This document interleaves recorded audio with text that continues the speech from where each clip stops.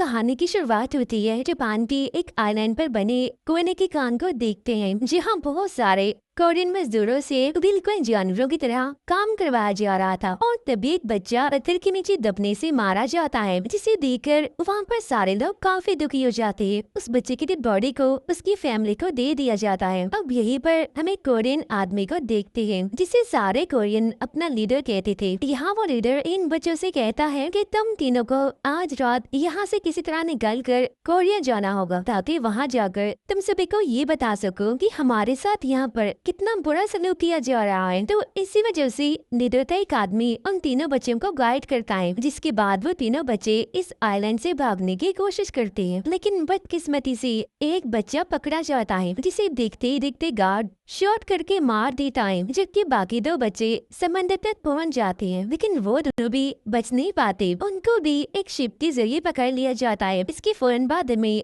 Korea का scene दिखाया जाता है, जहाँ लोग बैंड बजाने वाला ले अपने बेटे और बाकी बैंड मेंबर्स के साथ एक पार्टी में बैंड बजा रहा होता है। पार्टी खत्म होने के बाद ली अपने एक दोस्त जो कि एक डिटेक्टिव होता है उससे मिलता है, क्योंकि ली ने अपने पूरे बैंड ग्रुप के साथ जापान जाना है और इसीलिए ली अपने दोस्त को कुछ पैसे भी देता है, जिस पर उसका दोस्त उसे वहाँ भेजने के लिए मान भी जाता है। फिर इसके बाद ली को उसकी बेटी और बैंड ग्रुप के साथ वो डिटेक्टिव एक शिप में बिठा देता है, जहाँ उनके अलावा और भी बहुत सारे लोग होते हैं। इसके बाद शिप एक जगह पर आकर रुक जाती है। तब ली को वहाँ पर अपने दोस्त के बहुत सारे लेटर्स जमीन पर पड़े हुए मिलते हैं। यानी इसका मतलब ये है कि ली के दोस्त ने उसको धोखा दिया है और उसे एक गलत जगह पर भेज दिया है। और ली के अलावा उसने और भी बहुत सारे लोगों के साथ धोखा किया है। और वहाँ मौजूद सारे ऑफिसर्स लोगों को ट्रेन में भरकर उसी आइलैंड पर ले जाने के लिए निकल जाते हैं। लेकिन जैसे ही वो इस आइलैंड पर पहुँचते हैं तो सारे सोल्जर्स, सारे ऑफिसर्स उन सभी लोगों को मारने पीटने लगते हैं। तो वो सारे लोग उनसे काफी रिक्वेस्ट करते हैं कि प्लीज हमें मत मारो, लेकिन वो तो उनकी एक नहीं सुनती और तो और औरतों को और उनके बच्चों को उनकी फैमिली से अलग करके दूसरी बोट में बिठा कर उन्हें यहाँ से ले जाते हैं। और अब ये देखकर सारे मेल काफी दुखी हो जाते हैं। अब सारे आदमियों को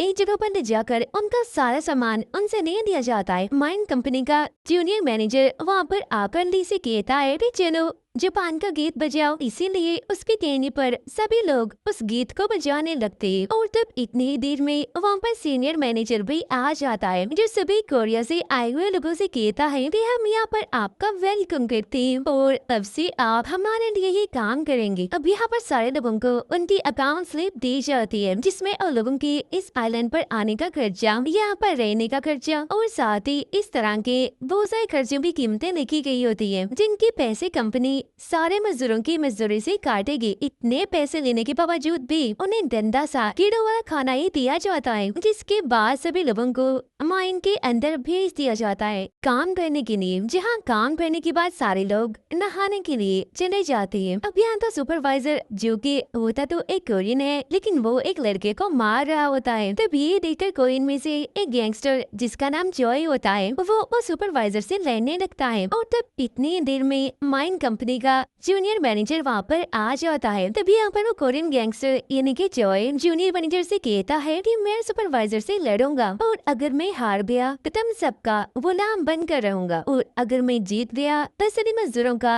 लीडर बनकर रहूंगा। जिस पर वह जूनियर मान जाता है। जिसके बाद जॉय और सुपरवाइजर से लड़ने लगता है, जहाँ वो उसे इतना मारता है कि उसे अधमरा कर देता है। लेकिन तभी यहाँ पर सीनियर लीडर आकर कहता है कि ये जापानी हम सब कोरियन को आपस में लड़वाना चाहता है, इसीलिए प्लीज आपस में मत लड़ो। लेकिन शर्त के मुताबिक अब जॉय सभी मजदूरों का लीडर बन जाता है।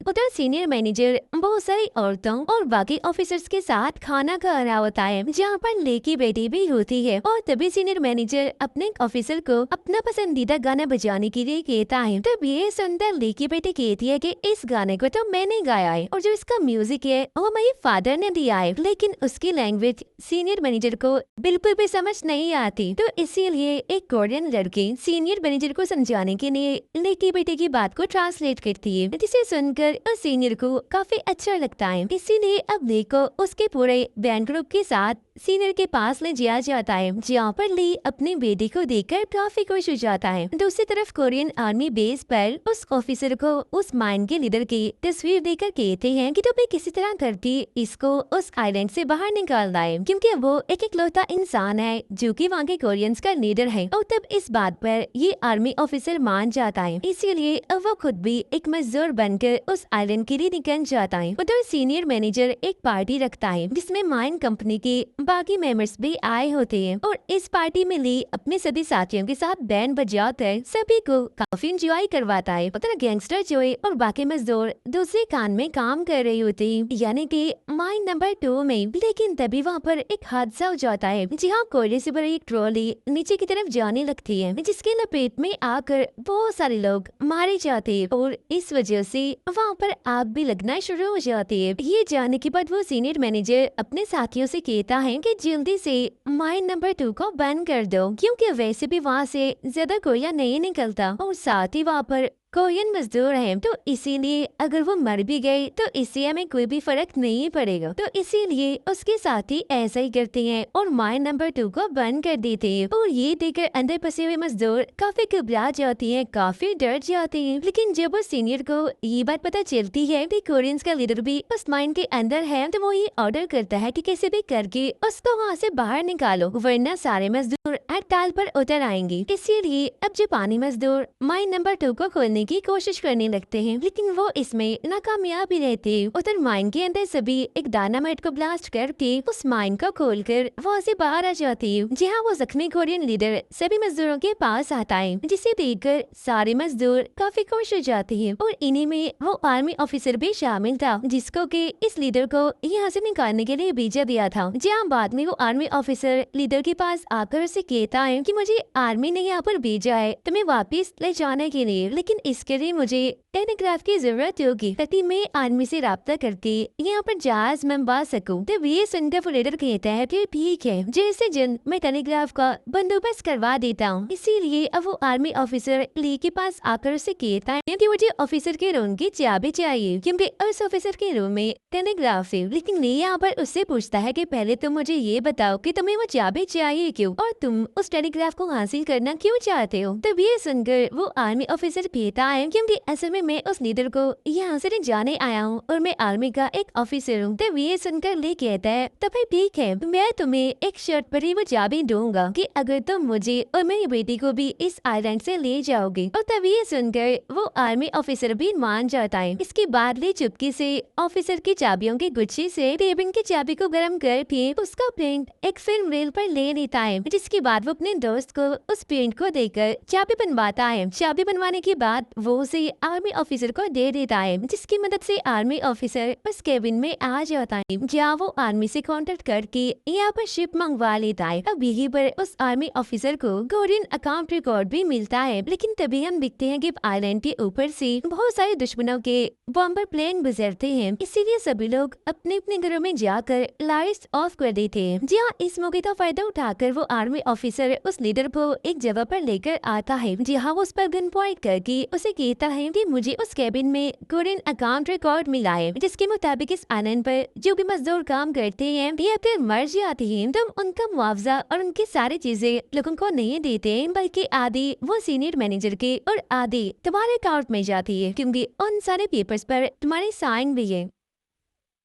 ये सुनकर वो लीडर कहता है लेकिन मैं तो ऐसा कुछ भी नहीं करता, बल्कि वो सीनियर मुझे फंसाने की कोशिश कर रहा है। और तब इतनी ही देर में लेडी अपने बेटे के साथ यहाँ पर आ जाता है, लेकिन अब पूरे आइलैंड पर ब्लास्ट होने लगते हैं, जिसमें वो सीनियर भी जल जाता है। जी हाँ, बाद में सारे जापानी बंकर में जाकर सभी कोरियंस को वहाँ पर मारने के लिए छोड़ देते हैं, लेकिन इसका फायदा उठाकर वो लीडर यहाँ से भागने लगता है। लेकिन तब उसे यहाँ पर बचाने के लिए उसका अपना खास आदमी आ जाता है। यहाँ वो लीडर अपने उस खास आदमी से सवाल करता है रे क्या तुमने उस अकाउंट रिकॉर्ड को देखा, जिस पर उसका खास आदमी हाँ में जवाब देता है कि हाँ मैंने देखा। तो इसलिए वो लीडर उसे यहीं पर ही शूट करके मार देता है। और अब ये चीज ली और उसकी बेटी भी चुप कर देख लेते हैं। अब माइन कंपनी का सीनियर ऑफिसर जूनियर को कॉल करके कहता है रे हिटलर मारा गया और जिसने भी नाजी की मदद की उसको क्रिमिनल मान गए, उस पर हमला किया जा रहा है और अमेरिका ने हिरोशिमा पर काफी खतरनाक बॉम्ब गिरा दिया है जिसकी वजह से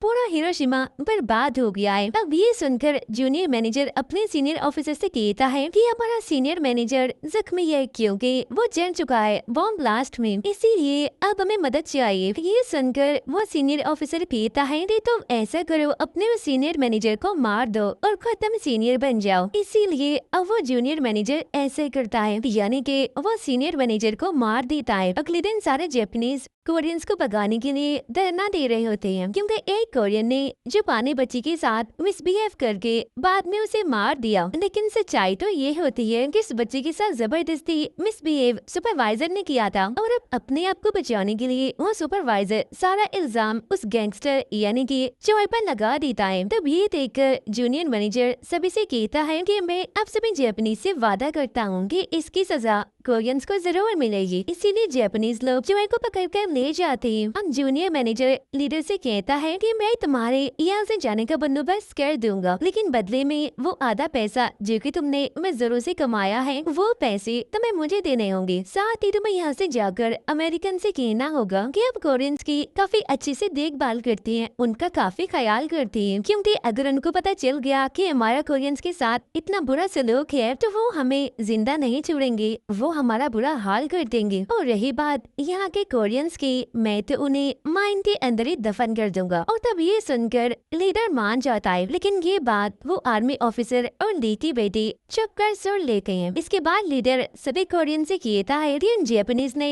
चॉय को गलत फंसाया है, साथ ही वो हमारे साथ भी काफी बुरा सलूक करते हैं, इसीलिए मैंने इस सिलसिले में सीनियर से बात की है और उसने हमारी बात सुन भी ली। इसीलिए अब से हमें अच्छा खाना और ज्यादा मजदूरी मिलेगी, लेकिन हाँ इसी खुशी में सभी को माइन में आना है क्योंकि वहाँ पर सेलिब्रेशन का एक इवेंट होने वाला है। तो ये सुनकर सभी लोग एकदम से काफी खुश हो जाते हैं, लेकिन तभी आर्मी ऑफिसर सभी से कहता है कि ये लीडर जो भी कह रहा है ये झूठ कह रहा है, क्योंकि असल में इसने आप लोगों के साथ धोखा किया है। ये असल में सीनियर और जूनियर के साथ मिलकर आप लोगों को मिलने वाले सारे पैसे सारे मुआवजे खा लेता है। तब ये सुनकर वो लीडर सभी से कहता है कि नहीं ऐसा कुछ भी नहीं है, ये झूठ बोल रहा है कि ये असल में अमेरिका का जासूस है, इसीलिए तुम इसकी बातों में मत आओ। और तब यहाँ पर ली उन सभी को अकाउंट रिपोर्ट दिखाता है और तब ली की बेटी भी यहाँ पर सभी को कहती है कि हाँ वो आर्मी ऑफिसर बिल्कुल ठीक कह रही है, क्योंकि इसने तो मेरे ही सामने अपने एक वफादार साथी को मार दिया। और अब ये सुनते सारे लोग उस लीडर के खिलाफ हो जाते हैं, इसीलिए आर्मी ऑफिसर भी उसे यहीं पर ही मार देता है, जिसके बाद अभी लोग चॉय को भी आजाद कर देते हैं।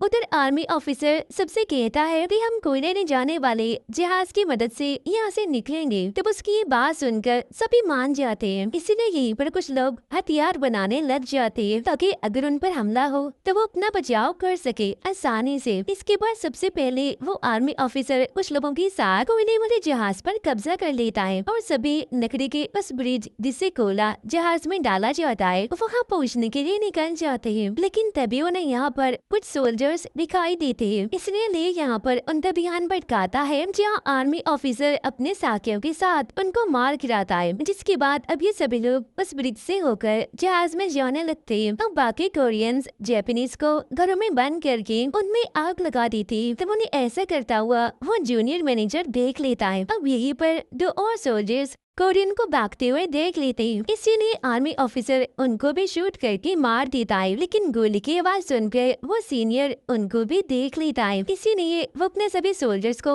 उनके पीछे भेज देता है उनको मारने के लिए। इसीलिए अब जॉय उस कोरियन लड़की और अपने साथियों के साथ जापानी सोल्जर से लड़ने के लिए चला जाता है। तभी हम देखते हैं कि इस रस्सी से सभी कोरियन लोग उतर रहे होते हैं, वो रस्सी भी देखते ही देखते टूट जाती है और जापानीज के अटैक से बहुत सारे लोग मारे भी जाते जाते हैं। इसी वजह से सभी कोरियंस एक साथ ही उस ब्रिज पर चढ़ने लगते हैं, लेकिन वजन ज्यादा होने की वजह से वो ब्रिज भी टूट जाता है, जिसकी वजह से आधे लोग तो जहाज में चले जाते हैं, लेकिन आधे लोग इसी आइलैंड पर फंस जाते हैं। और अब यहाँ पर देखते ही देखते जापानीज और कोरियंस में खतरनाक लड़ाई शुरू हो जाती है। तब यहाँ अली अकेला ही उस ब्रिज को उठाने की कोशिश करता है, लेकिन उससे वो ब्रिज नहीं उठ पाता। इसीलिए अब उसकी बेटी उसकी मदद करने के लिए आती है, और अब ये देखकर सभी लोग उनकी मदद करने के लिए उस ब्रिज को उठाने लगते हैं। तभी यहाँ पर लड़ते हुए उस कोरियन लड़की को गोली लग जाती है, जो गोली असल में सुपरवाइजर ने चलाई होती है। इसी वजह से जोई को काफी गुस्सा आ जाता है, इसीलिए वो उस सुपरवाइजर से लड़ने जाता है, जहाँ वो उसके गर्दन की और उसकी बॉडी की हड्डियां तोड़कर उसी बड़ी बेरहमी से मार देता है। लेकिन जब वो उस कोरियन लड़की के पास वापस आ ही रहा होता है, तो वो देखते ही देखते उसे भी गोली लग जाती है, लेकिन किसी भी तरह करके वो उस कोरियन लड़की के पास आ ही जाता है। और फिर यहाँ पर देखते ही देखते उन दोनों की मौत हो जाती है। उधर ली अपनी बेटे को एक जगह पर बिठाकर आगे बढ़ रहा होता है, लेकिन तभी उसे वो जूनियर मैनेजर शॉट कर देता है, लेकिन बदले में ली भी उसको शॉट कर देता है। लेकिन जब ली की बेटी ये देखकर अपने फादर की तरफ भागने लगती है, तो वो जूनियर उसे पकड़ लेता है और उसे प्रिजनर बना देता है। तो अब ये देखकर आर्मी ऑफिसर उस पर पत्थर मारता है, जिसकी वजह से वो ली की बेटी को छोड़ देता है। लेकिन फिर जैसे वो जूनियर ली को शूट करने वाला होता है कि तभी ली की बेटी बोतल वाले बॉम्ब को उस पर फोड़ देती है, जिसकी वजह से अब वो जूनियर जलने लगता है। तो वो आर्मी ऑफिसर उसका गला काट कर सभी जापानीज से कहता है कि सीनियर जूनियर मैनेजर और वो सुपरवाइजर सभी मारे जा चुके हैं, इसीलिए अब हम यहाँ पर वॉर खत्म करते हैं, क्योंकि अब हम सभी यहाँ से जा रहे हैं। तब उसकी ये बात सुनकर सभी जापानीज यहीं पर ही रुक जाते हैं, जबकि बचे हुए कोरियंस ब्रिज के जरिए जहाज में सवार हो जाते हैं। लेकिन जख्मी होने की वजह से ली की हालत काफी खराब होती है, इसीलिए वो अपने आखिरी टाइम में उस आर्मी ऑफिसर से ये रिक्वेस्ट करता है कि प्लीज मेरे मरने के बाद मेरी बेटी का अच्छे से ख्याल रखना। और ये कहकर ली भी दम तोड़ देता है, जिसकी वजह से उसकी बेटी एकदम से काफी दुखी हो जाती है और टूट जाती है। लेकिन तभी उन सभी लोगों को अपने सामने एक काफी बड़ा ब्लास्ट दिखाई देता है, जो नागासाकी पर अमेरिका की बॉम्ब गिराने की वजह से हुआ था, जिसे देखकर सारे लोग काफी हैरान हो जाते हैं। जी हाँ, बाद में ली की बेटी को दिखाते हुए ये मूवी यहीं पर एंड हो जाती है। Thank you for watching.